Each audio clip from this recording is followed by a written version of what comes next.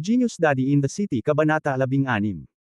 Wala akong pinupuntirya, gusto kong sabihin na lahat ng mga tinatawag na master dito ay basura. Sa sandaling bumagsak ang mga salita ni Dawis Qingyang, natahimik sandali ang eksena, at pagkatapos ay nagkaroon ng pagsabog ng pagmumura. Pag nanalo ka, ikaw ang number one. Bastos lang, ano ka ba? You're mere scumbag, who gave you the confidence to say such thing? Ang mga masters na naruroon ay pawang mga natatanging figure sa iba't ibang lugar, natural na puno sila ng kayabangan, walang sinuman ang kumbinsido, at ang mga salita ng Qingyang Daoist ay katumbas ng ganap na pag-alab ng galit sa kanilang mga puso. Hindi lang sila, pati ang mga mukha ng maraming big boss ay medyo pangit. Tumingin si Yan Bin kay Wei Dong at malamig na ngumiti, Wei Dong, talagang hindi ordinaryo ang tono ng master na inimbitahan mo. Hindi sa nagsasalita siya ng malakas, ngunit ang Daoist Master Qingyang na iyon ay may kakayahang tumayo mula sa karamihan. Kumpiyansa nang umiti si Wei Dong, pumikit sa galit ng malalaking boss. Isang grupo ng mga crap. Akala ko talaga invited ka para bigyan ka ng chance na mag-perform. Isang malaking pagkakamali, isa ka lang berdeng dahon, at kailangan ng Daoist Qingyang ang iyong foil. Habang naging ganito siya, mas lalong hindi nasisiyahan ng mga big boss. Tumangala si Yan Bin sa master na dinala niya, at nakangiting sinabi, Master Chen, ano sa palagay mo? Ang lalaking nagngangalang Master Chen ay isang matandang lalaki sa edad na 50, na may maitim na kutis, ngunit ang kanyang aura ay pambihira, at ang kanyang mga templo ay nakaumbok. Makikilala siya ng matanda. Malamig na bumantong hininga si Master Chen, hinampas ang armrest ng upuan, at tumalon sa hangin, diretsyong tumalon sa ibabaw ng ulo ng karamihan, at pagkatapos ay lumapag sa open space 5 metro ang layo. Dahil sa kanyang pamamaraan, biglang kumaibot ang mga talukap ng mata ng lahat, at marami pa nga ang nagpakita ng pagkagulat. Matalim na tiningnan ni Ma Zhenbai si Yan Bin, Mr. Yan, ikaw, Master Chen, ay pambihira. Kung tungkol sa bakanteng paglipat ni Master Chen ngayon, maraming mga masters na naruroon ang malamang na hindi ito magawa. Nambobola mo ako. Kalmadong ngumiti si Yan Bin, ngunit hindi niya maitago ang ngiti sa kanyang mukha. Nagbago ang kutis ni Gu Sanye, at tumingin siya kay Master Chen na may bakas ng takot. Halatang master din itong si Master Chen. Hindi nakakagulat na tinuring siya ni Yan Bin bilang isang panauhing pandangal. Hindi ko alam kung mayroon si Master Ye. Sa pag-iisip nito, hindi niya naiwasang sumulyap kay Ye Chen, para lamang makita na si Ye Chen ay mukhang walang pakialam, na parang hindi niya nakita ang nakaraang eksena. Pagkalapag ni Master Chen, malamig siyang tumingin sa Daoist Qingyang, at ngumiti ng mapang-asar, Old Daoist, paano mo ikinukumpara? Basta makalapit ka sa akin, talo ako. Binigyan ni Qingyang Daoist si Master Chen ng masamang tingin, at pagkatapos ay naglabas ng panakot sa kanyang katawan, na halos kasing laki ng palad. Laganap ang matandang bastard. Galit na galit si Master Chen, marahas siyang sumuntok, at mabilis na lumipad ang kanyang figure patungo sa Daoist Qingyang. Nanlamig ang mga kutis ng maraming malalaking lalaki. Gayunpaman, hindi nagmamadaling kinuha ng Daoist Qingyang ang pilak na karayom sa kanyang kamay, at pagkatapos ay bahagyang tinusok ang mga paa ng panakot sa kanyang kamay. Flop. Sinabayan pa ng malakas na kalabog. Si Master Chen, nalalapit na sana sa Daoist Qingyang, ay sumandal at bumagsak sa lupa. Nagulat si Master Chen. Dahil nalaman niyang hindi niya may galaw ang kanyang mga paa, para siyang niyakap ng kung sino. Pinag-isipan ni Ye Chen ang panakot na nasa kamay ng pari ng Qingyang Daoist, at biglang namula ang kanyang puso. Marunong pala ito sa pangkukulam. Nakatagpo na rin siya ng pangkukulam sa mundo ng paglilinang, ito ay napaka-weird at masama, ngunit ang sinumang nagsagawa ng pangkukulam ay maaaring pumatay ng mga taong hindi nakikita kung ginagawa nila ito libu-libong milya ang layo. Kung nakamit mo ang mahusay na tagumpay sa paglilinang, kailangan mo lamang natawagan ang pangalan ng kaaway, at kung tumugon ang kaaway, mahuhulog siya sa lupa at mamamatay sa lugar.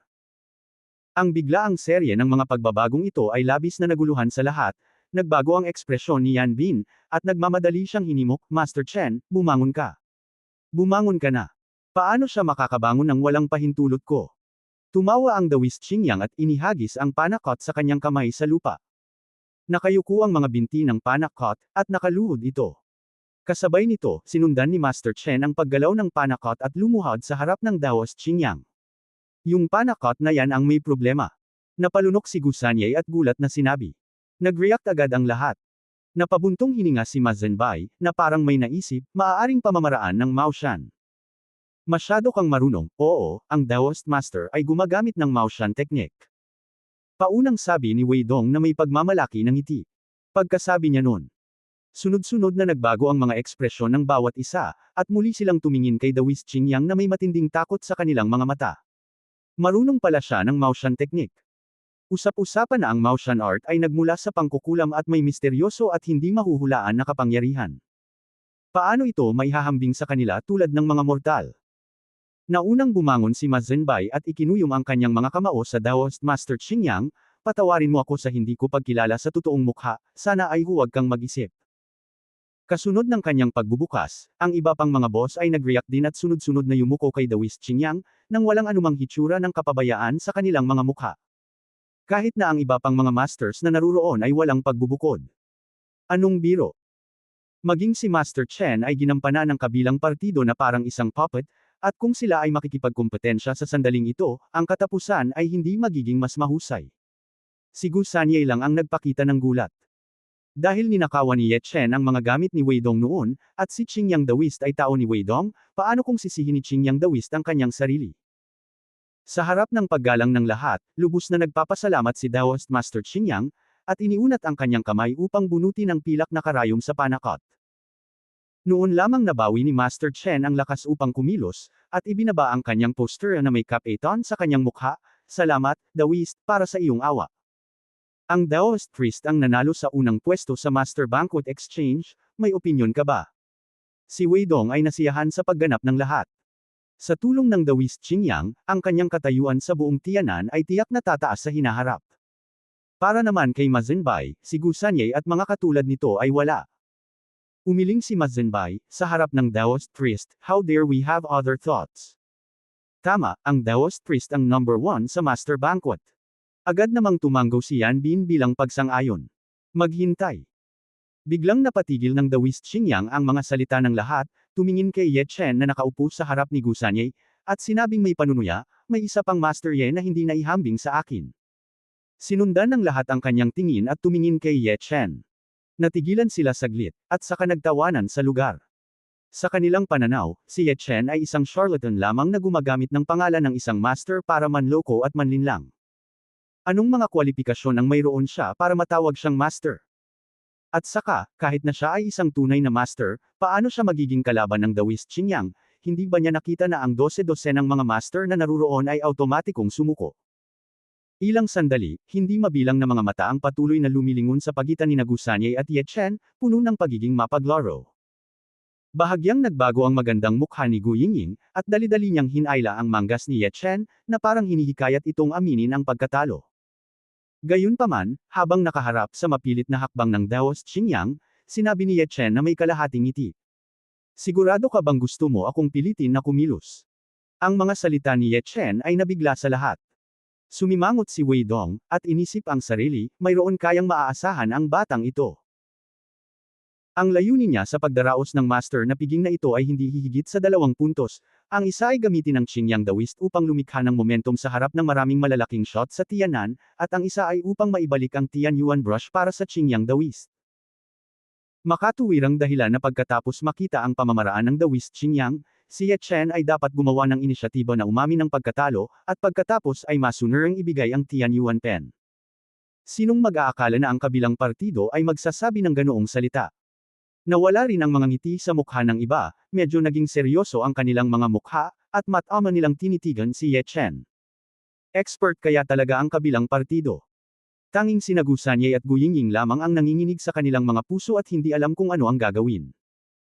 Pagkatapos ng lahat, pagkatapos makita ang mga pamamaraan ng Daoist Qingyang, wala silang gaanong tiwala kay Ye Chen.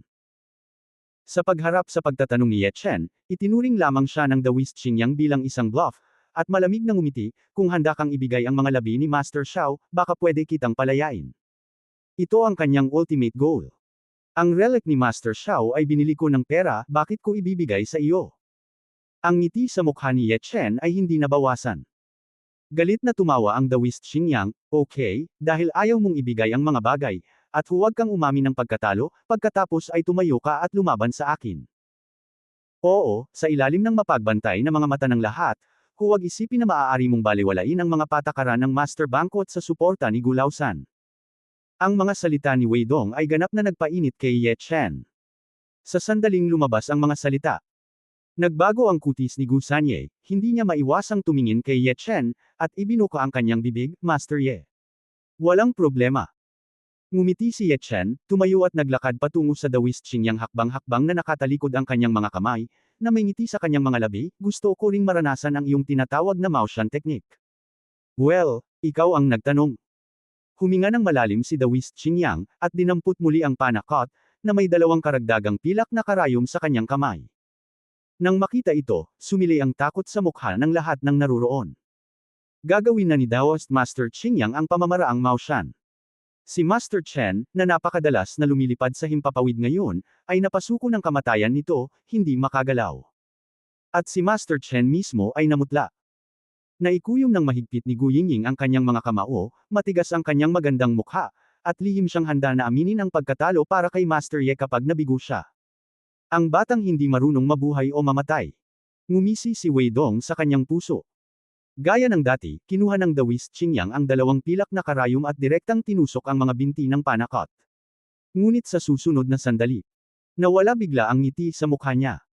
Dahil nalaman niyang kasing tigas ng bakal ang mga binti ng panakot, at hindi makapasok ang pilak na karayom. At si Ye Chen ay nagpatuloy sa paglalakad patungo sa kanya, nang walang anumang hilig na huminto. Nilakasan ng Dawis Xingyang ang kanyang lakas at sinaksak ang panakot, ngunit hindi pa rin makatusok ang pilak na karayom. Marahil ay masyadong malakas ang puwersa, at sa malutong na tunog, ang dalawang pilak na karayom ay direktang nabali. Ito. Paano ito posible? Hindi makapaniwalang bulalas ng Dawis na si Xingyang.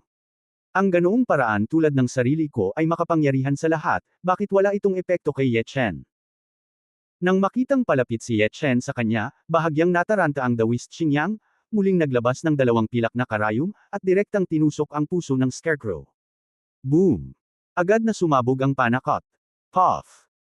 Dumura ng dugo ang Dawis Xingyang, at umatras ng ilang hakbang, pagkatapos ay tumingin kay Ye Chen na may takot sa kanyang mukha, ikaw. Sino ka? Hindi lamang ang kanyang puti na pamamaraan ay hindi makaharap sa kanya, ngunit ito rin ay tumalikod sa kanya. Hindi lang siya. Nagkaroon ng kaguluhan sa mga taong naruroon. Ang mga spell ng Dawis Xingyang ay ayos lang para kay Ye Chen. Napatayo si Wei Dong mula sa kanyang kinauupuan dahil sa gulat, ang kanyang mukha ay puno ng hindi makapaniwala. Natigilan si Gu Sanye. Nagpakawala ng mahabang hininga si Gu Yingying.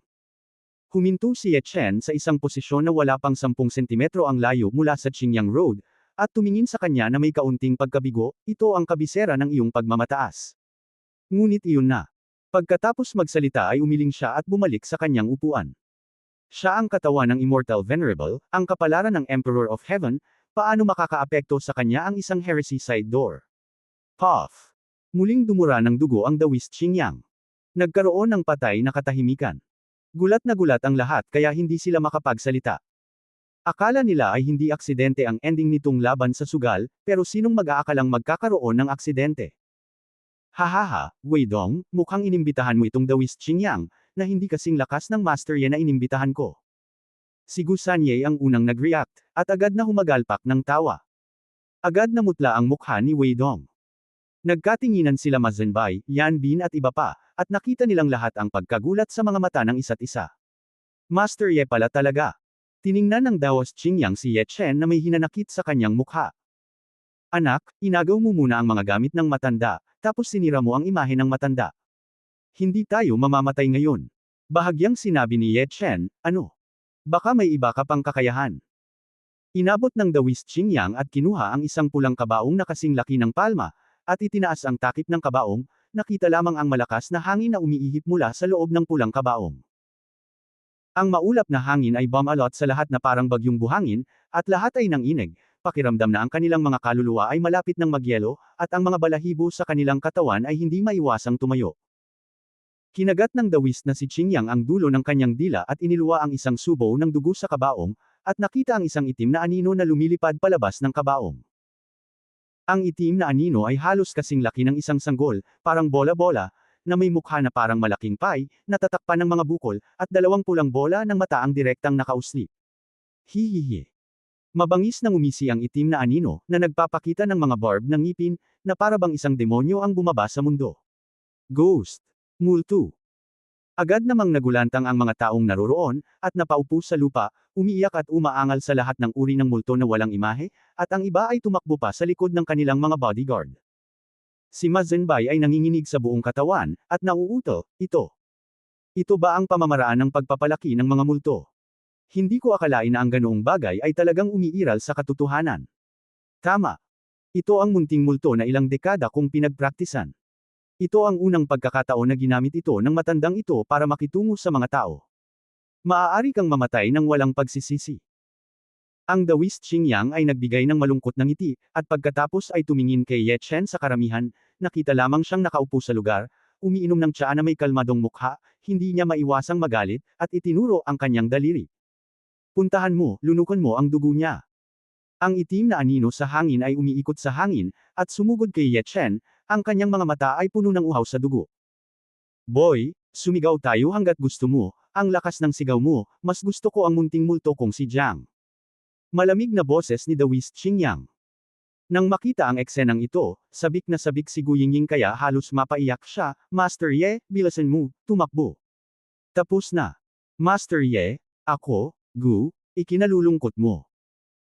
Ipinikit ni Gusanye ang kanyang mga mata sa kawalan ng pag-asa, nakaramdam ng pagsisisi sa kanyang puso, kung alam niya na ito ang kaso, hindi niya dapat hinayaan si Ye Chen na pumunta sa Master Banquet noon, kung hindi ay hindi mangyayari ang ganoong bagay. Dai, kahit kaya mo na talaga, hindi ka pa rin makakapareha sa Wei ko. Malamig ang mga mata ni Wei Dong. Napangiti si Ye Chen, tumakbo. Bakit gusto mong tumakbo?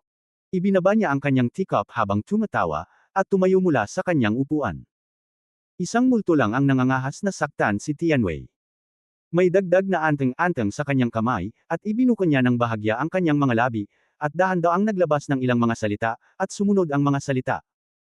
Mayroon akong anteng-anteng, na matatawag na Nine Heavens Divine Thunder. Nasaan ang Eight Thunder Gods? Habang bumababa ang boses niya. Naramdaman na lamang ng lahat na dumidilim ang tuktok ng kanilang mga ulo, at hindi nila naiwasang tumangala sa langit. Nakita nila na ang kalangitan, na libu-libong milya pa rin ang nakalipas, ay natatakpan ng maitim na ulap sa isang kisap mata, at isang malaking grupo ng mga madilim na ulap na kulog ang namuo sa kanilang mga ulo. Boom! Nagkaroon ng malakas na ingay na parang kulog, at ang mga kulog ay bumaba mula sa langit, dala ang aura ng pagsira sa langit at lupa. Susunod na sandali. Nakita ni na Wei Dong, Ma Zenbai, Yan Bin, Gusanye at iba pa ang isang eksenang hinding-hindi nila malilimutan sa kanilang buhay. Nakita ko na ang mga asol na brick sa lupa ay nabasag lahat. Puno ng kulog ang buong bulwagan. Sa sandaling ito. Sa kanilang mga mata, si Ye Chen ay nakatayo habang ang kanyang mga kamay ay nasa likod niya, tinatapakan ng kulog, at ang liwanag ng kulog ay umalangaw-ngaw sa kanyang buong katawan, na parang ang Diyos ng kulog ay dumating sa mundo. Ang buong Lishervilla ay parang kamatayan. Dumadagandong ang kulog sa kanyang harapan, at umiihip ng malakas ang hangin, parang galit ang langit at nagrereklamo ang mga tao, na nagdulot ng matinding pagkabigla sa puso ng mga tao. Sa ilalim ng walang habas na hangin, ang mga damit sa katawan ni Ye Chen ay lumipad sa hangin, na gumagawa ng tunog ng pangangaso. Ang lahat ng mga taong tumakbo sa labas ay mahigpit na niyakap ang mga hadlang sa tabi nila, sa takot na tanggihan ng malakas na hangin sa langit. Bitek. Bulalas ni Gu Yingying, at mahigpit na inilalayan ang isang malaking puno sa tabi niya. Katulad ng iba, dumidilim ang tingin niya sa lalaking naliligo sa kulog. Fuck! Tao pa rin ba ito? Himala, ito ang paraan ng pamilya ng diwata. Panginoon, patawarin mo sana ang aking mga kasalanan. Sa ilalim ng gayong nagniningning na makalangit na kapangyarihan, sinuman ay makadarama ng takot mula sa kaibuturan ng kanilang mga puso, at maraming tao ang hindi napigil ang lumuhad sa lupa at yumuko ng paulit-ulit, walang katapusang nagdarasal. Sabay-sabay. Sa sandaling bumagsak ang kulog sa kalangitan, ang itim na anino na lumilipad patungo kay Ye Chen ay nagmamadaling nagpakawala ng matinis na sigaw, at gustong tumalikod at tumakbo pabalik ng walang sinasabi. Mula noong sinaunang panahon, walang balanse sa pagitan ng mabuti at masama. Kulog. Laging maging kalaban ng masasamang bagay. Gayunpaman, sa sandaling ibinaling nito ang ulo, isang kulog ang binomba ito ng malakas, na sinabayan ng hiyawan, at ang itim na anino ay nawala sa isang kisap mata. Walang tigil ang kulog, at muling binomba ang pulang kabaong sa kamay ng pari ng Xingyang Daoist, at ang pulang kabaong ay sumabog ng malakas. Kahit na ang Thunderbolt ay hindi direktang tumama sa dawis Xingyang, bahagi ng Thunderbolt ang pumasok sa kanyang mga kamay. Ano? Si Dawis Xingyang ay sumigaw, at ang kanyang mga kamay na nakahawak sa pulang kabaong ay sumabog, at siya ay nahulog sa lupa ng bigla, at sinabi niya sa gulat. Who the hell are you? Paano mo nalaman ang 5 Thunder Curse na tanging ang Heavenly Master ng Longho Mountain lang ang makakapag-cast? Sa oras na ito, natakot na siya sa labas ng kanyang talino. Dahan-daang naglakad si Ye Chen patungo sa Dawis Xingyang, na may sobrang walang pakialam na ekspresyon at walang emosyon sa kanyang boses. Ikaw ay isang magsasaka, ngunit isinakripisyo mo ang munting multo ng walang pahintulot. Ang pagkilos na ito ay laban sa kapayapaan ng langit, at pagkatapos ay manipulahin mo ang munting multo upang subukang pumatay. So, binibigyan kita ng death penalty. Kapag ang langit ay tumama ng 5 kulog. Habang bumababa ang boses niya. 5 thunderbolts na kasing kapal ng braso ng isang sanggol ang bumaba mula sa langit, dumiretso sa Dawis Xingyang, ang mga thunderbolts ay may iba't ibang kulay. Ito ay si Wu Lei. Ang 5 kulog, gaya ng ipinahihiwatig ng pangalan, ay tumutukoy sa mga minahan ng ginto, minahan ng kahoy, minahan sa dagat, minahan ng apoy, at minahan sa lupa. Huwag! Biglang itinaas ng Dawis Xingyang ang kanyang ulo, at sumigaw ng hindi pagpayag at takot. Sa isang iglap, 5 kulog ang tumama sa kanyang ulo. Sinabayan ng mga hiyawa ng umaalulong na mga multo at umaalulong na mga lobo, ang Dawis Xingyang ay nahati sa kulog at naging usok at alikabok. Ang maitim na ulap sa langit ay tila natabunan, at agad na bumuhos ang malakas na ulan, parang isang malaking ilog na nabaligtad, na bumuhos sa lahat bilang isang basang manok. Gayunpaman, ang ulan ay hindi makalapit kay Ye Chen, bahagyang itinaas ni Ye Chen ang kanyang mga mata upang tumingin sa langit, at sumimangot. Tinuro niya ang langit at uminom bigla. Naulanan ka ba? Bahala ka. Susunod na sandali. Muling lumitaw ang eksenang ikinagulat ng lahat. Uminom si Ye Chen. Ang maitim na ulap sa itaas ng ulo ng lahat ay mabilis na naglaho na para bang nakatanggap sila ng isang order. Sa sandaling ito, huminto ang hangin at biglang huminto ang ulan, at nawala ang mga ulap. Sa sandaling ito, ang kalangitan na natatakpan pa rin ng madilim na ulap noon ay biglang bumalik sa tanawin ng libo-libong milya ng maaliwalas na kalangitan. Nang makita ang eksenang ito, lahat ng naruroon ay hindi namamali na ibinuka ang kanilang mga bibig, puno ng takot ang kanilang mga mukha. Naramdaman lamang nila na ang kanilang mga pang-agham na pananaw ay lubhang nabasag sa sandaling iyon, at 6 na salita ang lumitaw sa kanilang isipan. Taong Maladyos. Darating ang kulog sa langit kapag ito ay iwinagayway nito, at ito ay aalis kapag ito ay tinawag, at ang marahas na hangin at ulan ay ipapakalat ng mga salita ng kabilang partido. Lalo na yung katagang, umuulan ka ba? Let me loose. Umalangaw-ngaw sa isipan ng lahat. Maaari bang maging immortal itong Master Ye? Napabuntong hininga si Ma Zhenbai, at hindi napigil ang mapasigaw sa loob. Si Wei Dong ay nakahiga sa lupa na nanginginig, ganap na hindi nasisiyahan sa nakaraang imahe ng pagiging walang talo. Noon lamang lumingon si Ye Chen sa mga tao habang nasa likod ang kanyang mga kamay. Sa sandaling ito, ang imahe ni Ye Chen ay tumaas sa sukdulan sa kanilang mga puso, at ang lahat ay ibinaon ng kanilang mga ulo ng hindi namamalayan, hindi nangangahas na tumangala sa kanyang talas. Maging sina Gu Sanyei at Gu Yingying ay walang pagbubukod. Sumimangot si Ye Chen, tumingin kay Wei Dong na may kalahating ngiti at sinabing, tumigil ako at pinatay ang master na inimbitahan mo, wala kang pakialam. No. Don't dare, dare not, gusto kong magpadala kay master ng 500 milyon para ipahayag ang aking pagsisisi.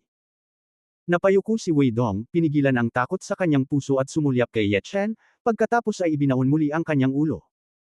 Maging ang dawis na si Xingyang, na alam ang pamamaraan ng Mao Shan, ay pinatay ng kabilang partido na may kapangyarihan ng kulog.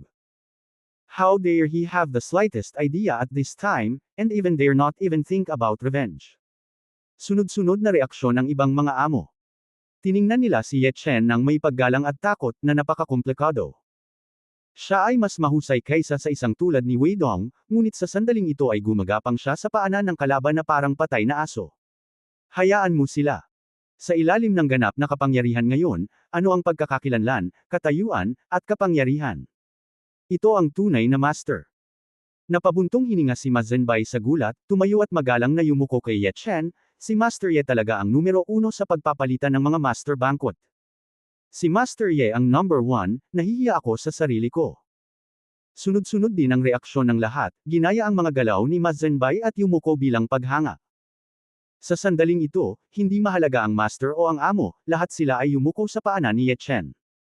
Tiningnan ni Gu Yingying si Ye Chen gamit ang kanyang magagandang mata, ang puso ni Fang ay tumitibok. No wonder nakipagkaibigan sa kanya si Lolo. Oo. Kabilang sa 12 ang mga master na naruroon. Isa lang ang master. Iyan ay Master Ye. Pagkatapos tumayo ni Gu Sanye mula sa lupa, tumakbo siya sa gilid ni Ye Chen, tumingin kay Ye Chen na may maningning na mga mata, at tuwang-tuwa na parang nympho, Master Ye, napakaganda mo ngayon. Kung mayroon pa rin siyang pagdududa tungkol kay Ye Chen bago ito, kung gayon kumbinsido na siya ngayon. Hindi napigilan ni Ye Chen na umiling. Sa oras na ito, nagkatinginan si Ma Zhenbai at ang iba pang mga boss, bawat isa ay kumuha ng tseke mula sa kanilang mga kamay, at ibinigay ito kay Ye Chen, Master Ye, ito ang unang gantimpala para sa Master Banquet. Tiningnan ni Ye Chen at nalaman na ang bawat tseke ay nagkakahalaga ng 100 milyon. Sinulyapan niya sila ng may pagtataka, hindi ba 10 milyon para sa bawat tao? Iyan ay para sa namatay na Daoist Master Qingyang. Para sa isang taong tulad ni Master Ye, isang tao lamang na may 100 milyon ang makakapagpahayag ng aming paghanga sa iyo. Sabay tawa ni Yan Bin. Una, gusto nilang gumamit ng pera para humingi ng tawad sa dati nilang kabastusan kay Ye Chen, at pangalawa, hindi nila sinasadyang makipagkaibigan kay Ye Chen. Si Ye Chen ay parang isang maliwanag na salamin sa kanyang puso, at tinanggap niya ito, pagkatapos ng lahat, hindi niya ito gusto ng walang kabuluhan. Nang makitang tinanggap niya ito, nakahinga ng maluwag ang lahat, at nagsimulang palibutan si Ye Chen, sinusubukan ang kanilang makakaya na magpadala ng lahat ng uri ng papuri kay Ye Chen. Hindi sanay si Ye Chen sa ganitong uri ng okasyon, kaya bigla siyang nagsalita, kumuha ng tseke ng higit sa 2 bilyon, sumakay sa kotse ni Gu Yingying at umalis sa Leisure Villa. Habang nasa sasakyan, tumunog ang telepono. Ang tawag ay mula kay Yang Tian. Sinabi niya na nakapagdesisyon na siya at nagpasya na magtrabaho sa kumpanya ni Ye Chen, at pinabalik na ang kanyang anak na si Yang Hao sa kanyang mga magulang. Sa pamamagitan ng telepono, naramdaman ni Ye Chen ang kanyang lakas at sigla, at pagkatapos ibaba ang telepono, napuno siya ng kasiyahan at hiniling sa kanya na magulat sa kumpanya sa susunod na araw. Nakakuha din siya ng Bentley. Makalipas ang ilang araw, nagbakasyon sa Tag-araw ang maliit. Si Ye Chen ay gumawa ng isang espesyal na paglalakbay sa bahay ni Gu, pinaandar pabalik ang Lamborghini na ibinigay sa kanya ni Gu Xiaocon, at itataboy na sana ang maliit na lalaki upang maglaro. Tumawag si Yang Tian, Yezi, medyo pamilyar ako sa negosyo ng kumpanya, ngunit kulang ito sa lakas ng tao sa ngayon. Oo nga pala, naaalala mo pa ba si Zhou Xing? Zhou Xing. Saglit na natigilan si Ye Chen, iniisip lamang na parang pamilyar ito, ngunit saglit na hindi niya ito maalala. Ito ang lalaki sa aming klase na napunta sa maling banyo ng mga babae noong kolehiyo at tinatrato bilang isang pervert. Paalala agad ni Yang Tian. Pagkatapos ng kanyang paalala, naalala ni Ye Chen na tila may ganoong tao. Ganito. After that kid Zhou Xing heard that I became the vice president, he wanted to resign and work under me. He also held a party in Jufushuang tonight. He took advantage of this opportunity to let the students get together. It happened that ay kulang din ang mga lalaki, sa tingin mo ba dapat kayong magsama? Kalimutan mo na, mag-isa ka, hindi ako pupunta, ikaw ang vice president, at may karapatan kang magtalaga ng mga tauhan. Tumanggi si Ye Chen nang hindi nag-iisip. Nagmamadaling sinabi ni Yang Tian, huwag, mas mabuting sumama ka sa akin, baka sabihin ng mga tao sa kumpanya na nepotismo ako pagkatapos kong maupo sa pwesto, bukod pa, ilang taon na tayong hindi nagkikita, kaya okay lang na makibalita sa mga nakaraang araw. Ayan. May meeting pa ako at baka malate pa ako.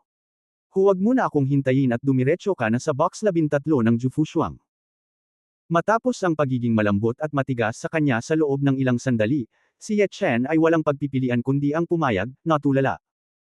Pagkababa ng telepono, ang maliit na lalaki na nakaupo sa tabi niya ay nagpout at hinawakan ang kanyang braso ng mahigpit, "Tai, lalabas ka na naman. Isasama ka ni Daddy sa paglalaro sa gabi, okay?" Ngumiti si Ye Chen at hinawakan ang kanyang bilog na mukha. Hindi ko alam kung ilusyon ba iyon, ngunit tila lalong bumilog ang mukha ng aking anak, kaya maaari ko ring palitan ang kanyang pangalan ng Ye Yuan Yuan sa hinaharap. Agad na natuwa ang maliit na lalaki. Okay, matagal nang hindi lumalabas si Mengmeng kasama ang tatay ko. Gusto niyang bumili ng maraming masasarap na bagay, tulad ng ice cream, Juhae-dok, chicken wings, hamburger. Puno ng itim na linya ang mukha ni Ye Chen. Hindi, kung patuloy akong kumain ng ganito, ang aking mahal na anak na babae ay magiging isang matabang babae. Paano kung hindi na siya makilala ni Yuhan? Mukhang kailangan kong magpino ng pampababa ng timbang na tableta para sa merienda na ito, ang uri na hindi tumataba sa pamamagitan lamang ng pagkain. Di nagtagal ay gabi na, pagkatapos magsalita ni Ye Chen sa kanyang mga magulang, inilabas niya ang maliit na lalaki at sumakay sa Lamborghini. Dad, binili mo ba itong car paper? Umupo ang maliit na lalaki sa co-pilot at nagsuot ng seatbelt, nanlaki ang mga mata sa pag-usisa. Ang mukha ni Ye Chen ay puno ng paghanga, may nagbigay nito kay tatay, mahal kong babae, hindi ba ito maganda? Mukhang maganda, mukhang maganda. Paulit-ulit na tumango ang maliit na lalaki, bumili rin ng papel ng kotse ang tatay ni Paiyang sa aming klase. Araw-araw pumupunta si Paiyang sa paaralan sakay ng kotse, at hindi kami hinahayaan ng kanyang ina na hawakan ito. Sinasabi rin niya na kami ay mga kawawang multo, napaka-cute. Napatawa si Ye Chen, okay lang, kung sasabihin ng nanay ni Paiyang na ang aking pamilyang Mengmeng ay isang mahirap na multo, maaari mong sabihin sa kanya na ang aking ama ay nagmamaneho ng Lamborghini, at na ako ay hindi lamang ang pangalawang henerasyon ng mga mayayaman, kundi pati na rin ang pangalawang henerasyon ng mga immortal. Ama, ano ang ikalawang henerasyon ng mga immortal? Itinagilad ng maliit na lalaki ang kanyang ulo at mukhang naguguluhan. Napagtanto na nadulas ang kanyang dila, paulit-ulit na umubo si Ye Chen, ang pangalawang henerasyon ng mga immortal, nangangahulugan ito na ang aking Mengmeng ay isang maliit na diwata. Habang pinag-uusapan ang pagmamaneho ni Ye Chen, hindi siya natatakot na suriin ng pulisya ng trapiko. Tinulungan na siya ni Gu Xiaoquan na makakuha ng lisensya sa pagmamaneho at lisensya sa pagmamaneho. Nakapunta na si Ye Chen sa Jufushuang noon, kaya sa pagkakataong ito ay pamilyar na siya sa daan, ngunit maraming sasakyan ang nakaparada sa pasukan ng Jufushuang. Sa desperasyon, walang choice si Ye Chen kundi ay parada ang kotse sa gilid ng kalsada, pagkatapos ay binuhat ang maliit na lalaki at naglakad papunta sa Jufushuang. Nang makita siya ng front desk, binati niya ito ng may paggalang, at pagkatapos ay nakipag-ugnayan sa general manager ng hotel. Hindi nagtagal, binati agad siya ng matabang lalaki na pinangalan ng Feng noong nakaraan, Mr. Ye, you are here.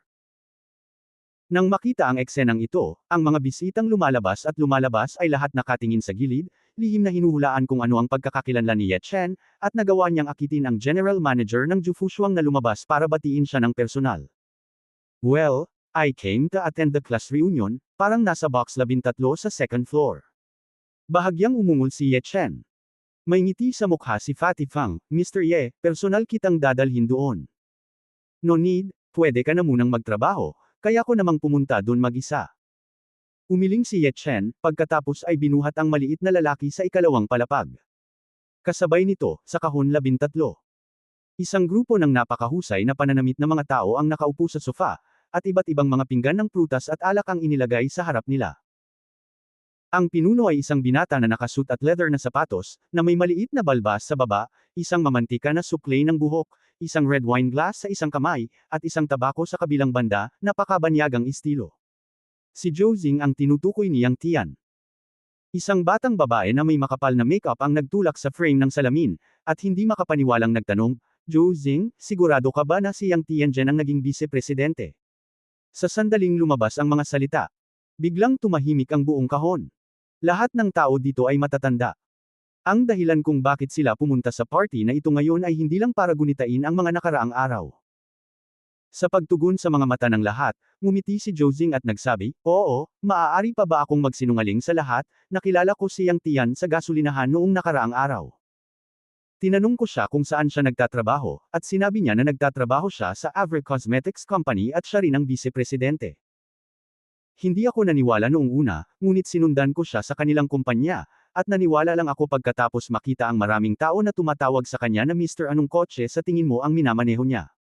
Anong sasakyan? Tanong ng isa pang kaklase. Tumigil si Zhou Xing at sinabing, Bentley Mulsanne.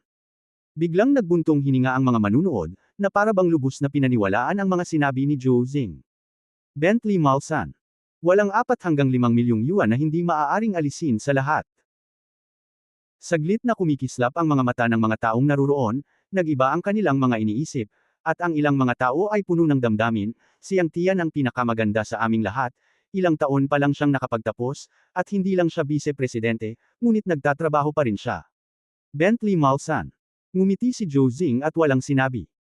Ang hindi niya sinabi ay lihim na siyang nakipag-ugnay kay Yang Tian, at nagplanong magtrabaho sa kanyang kumpanya sa pamamagitan ng pagkakaibigan ng mga dati niyang kaklase.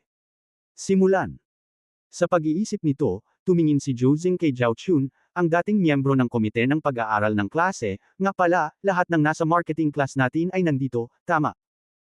Maliban na si Yang Tian ay nasa meeting pa rin at darating mamaya, siya pala, mukhang wala si Ye Chen dito. Nag-isip sandali si Zhao Chun at sinabi. Sumimangot si Zhou Jing, Ye Chen. Hindi siya komportable sa pangalang ito. Noong nag-aaral pa siya, pumangalawa si Zhou Jing sa kanyang klase sa akademikong pagganap, at tinatalo siya ni Ye Chen sa bawat pagkakataon.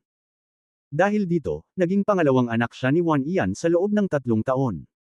Nagdulot ito sa kanya ng labis na kalungkutan sa lahat ng oras. Maraming taon na tayong hindi kino-contact ni Ye Chen, siguro dahil sa sobrang sama ng ginagawa niya, kaya nahihiya siyang sumama. Nakangiting sabi ni Zhao Chun. May hindi na mamalayan na nagsabi, hindi ba nakilala ni Yuan Yu si Ye Chen dati? Nang marinig ang salitang Ye Chen, natigilan si Yuan Yu sa sulok, at sinabing hindi natural, hindi mo na kailangang maghintay, hindi siya maganda ngayon. Mula nang makita si Ye Chen noong huling pagkakataon, nagkaroon siya ng masamang pagkakataon, hindi pa banggitin ang pagkawala ng kanyang trabaho, binugbog siya bago makipaghiwalay sa kanyang kasintahan, at kalahating buwan siyang nakahiga sa ospital. Hindi niya naisip na hindi darating si Ye Chen, kaya siniraan niya si Ye Chen sa harap ng isang grupo ng mga matandang kaklase, na maaaring ituring na naglalabas ng puot sa kanyang puso. Nakahinga ng maluwag si Zhou Jing, at nagkunwaring nanghihinayang, sayang, kung pumunta siya dito ngayon, baka masuportahan siya ni Yang Tianxing.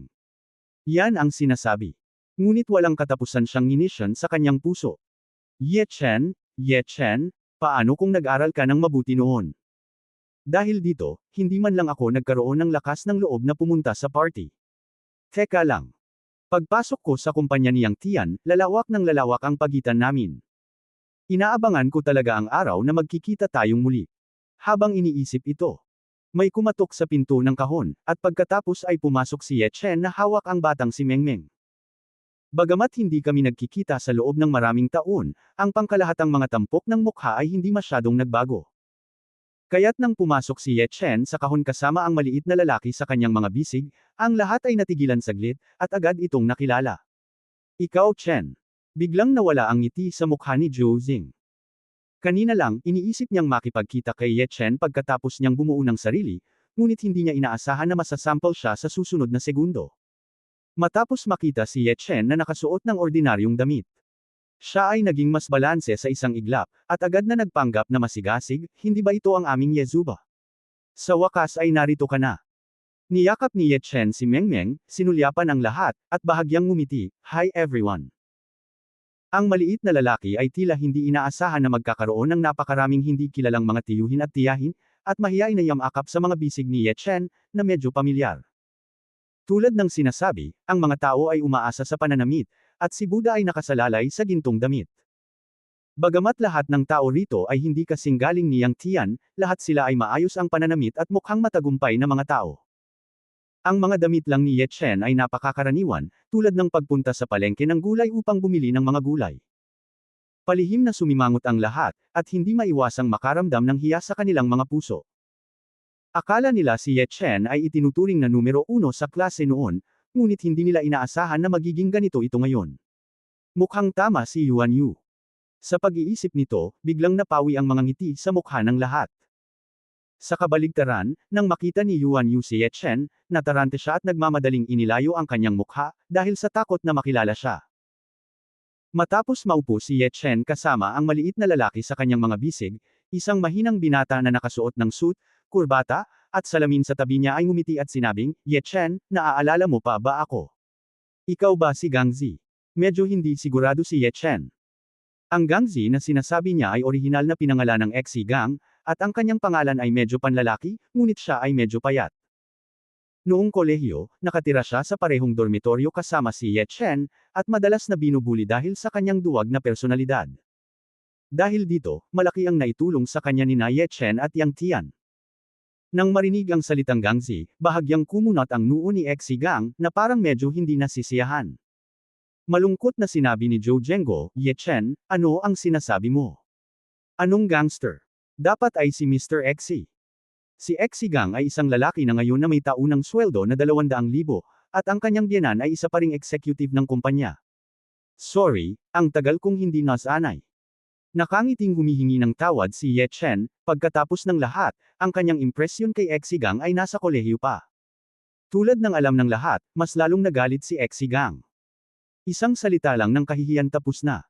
Sa tingin mo ba ikaw ang nangungunang estudyante noon? Ang isa pang babae na malaki ang tiyan ay tumingin kay Mengmeng at nagtanong, Ye Chen, huwag mong sabihing anak mo ito. Oo, Fang Lin, ito ang anak kong si Mengmeng. Bahagyang tumango si Ye Chen, pagkatapos ay hinawakan ang kamay ni Mengmeng, ang kanyang mga mata ay puno ng paghanga. Ang maliit na lalaki ay nahihiyang tumingin sa mga tao, at sinabi sa parang bata na boses, Kumusta, mga tiyuhin at tiyahin, ang pangalan ko ay Ye Mengmeng, at ako ay 4 na taong gulang sa taong ito. Ang kanyang cute at matinong hitsura ay ikinainggit ng lahat, lalo na si Zhou Xing, na 3 taon ng kasal sa kanyang asawa, ay hindi makapagbuntis ng anak, at palaging may mga psikolohikal na hadlang. Nga pala, Ye Chen, ilang taon na kitang hindi na-contact. Kumusta ka ngayon? Ipaalam sa lahat. Sinadya ni Zhou Xing na ibahin ang paksa at nagtanong, na nakakuha ng atensyon ng lahat. Ngumiti si Ye Chen at sinabing, okay lang. Pagkaraang bumagsak sa mata ng lahat ang sagot niya ay lalo niyang naramdaman na hindi maganda ang lagay niya, kaya nahiya siyang sabihin iyon. Hoy, Marvin Ye, magkakaklase kayong lahat dito, kaya walang dapat ikahiya. Napabuntong hininga si Zhou Xing, at sinabing may malungkot na mukha, nabalitaan ko mula kay Yuan Yu na nakilala ka niya noon, at hindi ka maganda ngayon. Kung nahihirapan ka, maaari mong sabihin sa kanila. Baka matulungan ka namin. Bibigyan mo ako ng kamay. Yuan Yu. Sumimangot si Ye Chen, at hindi napigil ang hanapin si Yuan Yu sa karamihan, at nalaman niyang nakaupo siya sa isang sulok na may masungit na mukha, hindi nangangahas na tumingin sa kanya. Oo, Ye Chen, tama ang sinabi ni Zhou Xing, magkakaklase tayong lahat, at tutulong tayo kung kaya natin. Walang kamalay-malay na kinuha ni Fang Lin ang pag-uusap, halimbawa, si Exy Gang, na nagtapos lamang ng ilang taon na ang nakakaraan, ngayon ay isang middle-level manager ng isang kumpanya, at ang kanyang biyenan ay isang executive ng kumpanya. Mahinhin na ngumiti si Exy Gang, ngunit hindi maitago ang pagmamalaki sa kanyang mukha, kung saan, ang aking munting tagumpay ay walang kabuluhan. Fang Lin, hindi ka masama, ang restaurant na ginawa ng iyong amo sa publiko ay kumikita ng wala pang $10 sa isang taon 200,000. At hindi rin masama si Huang Liang. Ang kasintahang babae ay anak ng isang executive ng bangko. Ang isa pang batang babae ay tumingin sa batang lalaki na nakaupo sa tabi ni Fang Lin, ang kanyang mga mata ay puno ng sarap, nga pala, Huang Liang, kailan kayo magpapakasal ng iyong kasintahan? Lahat ay naghihintay ng alak para sa kasal. Nakangiting nagkunwaring walang pakialam si Huang Liang, at nagsabi, halika, ang pangunahing dahilan ay gusto ng aking biyenan na magkaroon ako ng karera sa bangko at pagkatapos ay magpakasal. Then congratulations in advance. Binati ni Zhou Xing, pagkatapos ay tumingin kay Ye Chen at sinabing, Ye Chen, narinig mo ba iyon? Lahat ay may kanya-kanyang karera, kaya sabihin mo lang, ano ang gusto mong gawin? Lahat ay makakatulong sa iyo. Ye Chen, bakit hindi ka pumunta sa kumpanya namin? Sumingit si Exy Gang, at same time na nagsabi, nagkataon lang na kulang pa ako ng taong nasa ilalim ko, basta makapag-type ako, 1,800 a month.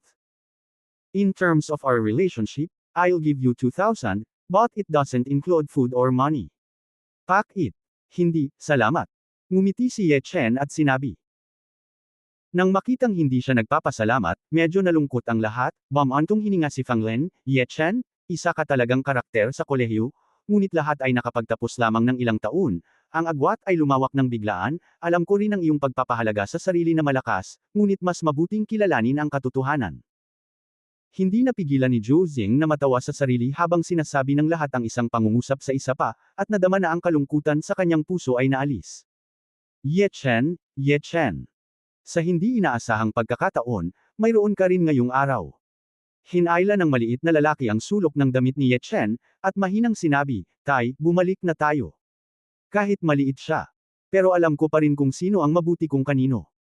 Itong mga kaklase ng tatay ko ay nagmamalasakit sa panlabas, ngunit ang kanilang mga ngiti ay masyadong peke. Maghintay ka pa, maghintay hanggang dumating ang iyong Uncle Yang. Tinapik ni Ye Chen ang kanyang ulo. Habang nag-uusap, itinulak ang pinto ng kahon, at pumasok ang isang waiter na tulak ng kariton, naglabas ng 2 bote ng 82 anyos na silafit at inilagay sa mesa. Mga Ginoo at Binibini, espesyal na hiniling sa akin ni Mr. Feng na dalhin ang 2 bote ng alak na ito. Gamitin ang mga ito ng dahan-dahan, at i-ring ang kampana kung kailangan mo ng anuman. Pagkasabi nito ay umalis na siya. Sa halip na sabihin na ang alak na ito ay ibinibigay sa lahat, mas mabuting sabihin na si Fatty Feng ang nagbigay nito kay Ye Chen, ngunit siya ay abala at hindi alam ng kanyang mga nasasakupan, kaya iyon lang ang masasabi niya. Ngunit hindi iyon inisip ni Exigang at ng iba pa. Napakunot ang noo ni Zhao Chun. Okay, Zhou Zing, maaari mo pa ring hilingin kay Mr. Feng mula sa Jufushuang na bigyan ka ng alak, at ito ay lafit mula 1982. Tama, nabalitaan ko sa asawa ko na si Mr. Feng, kahit na ang mga malalaking boss sa lungsod, ay makikinig sa kanya. Sa hindi inaasahan, si Zhou Zing ay may ganoong kalaking mukha. Siya nga ang pinakamaganda sa atin. Sa pagharap sa pagphoneng ng lahat, naramdaman ni Zhou Zing na may mali, ngunit mabuti pa rin na magkamali ang kanyang pamilya kapag sila ay mali. Dapat ay darating na si Yang Tian, di ba? Tiningnan ni Zhou Zing ang oras, at pagkatapos ay sinabi sa lahat na may tuwid na mukha, lahat, pagkatapos ng ilang sandali ay dumating si Yang Tian, dapat mag-ingat ang lahat sa kanilang sinasabi at ginagawa. Siya na ang vice-presidente ngayon. Alam ko, tatawagan ko muna si Mr. Yang. Agad namang tumango ang lahat bilang pag-unawa. Tumango si Zhou Zing, tumingin kay Ye Chen at nagsabi, at ikaw, Ye Chen, darating si Mr. Yang mamaya, dapat mong tandaan na huwag kang makisali sa kanya, bagamat dati ay maganda ang relasyon ninyong dalawa, ngunit ngayon ay hindi na ito kasing ganda ng dati. Bago makapagsalita si Ye Chen, muling sinabi ni Zhou Zing, nga pala, bumangon ka muna. Bakit ako babangon? Sumimangot si Ye Chen, hawak ang maliit na lalaki at nakaupo. Sinabi ni Zhou Zing nang hindi nag-iisip, sa palagay ko ay hindi magkakaroon ng sapat na upuan kapag dumating si Mr. Yang, kaya bumangon ka muna, at hihilingin ko sa waiter na dalhan ka ng stool mamaya. Ibig mong sabihin, maupo tayo mag-ama sa bench, at umupo ka sa sofa. Unti-unting nanlamig ang mukha ni Ye Chen.